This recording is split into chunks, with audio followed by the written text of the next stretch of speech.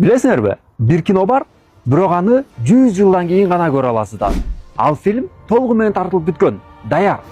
Бирок ал кинону 2115-жылы гана көрсөтүлөт. Камера, начали. 2015-жылы актер Джон Малкович менен режиссер Роберт Родригес экөө эксперимент иретинде бул фильмди тартышкан. Бирок аны көрүүчүлөр бир кылымдан кийин гана көрө алышат.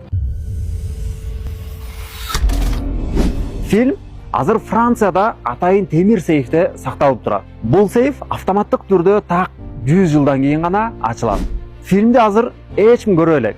Анын сюжети дагы сыр бойдон калууда. Азыр интернетте бул фильм тууралуу атын гана билебиз, 100 жыл деген кино жана 3 тизери бар.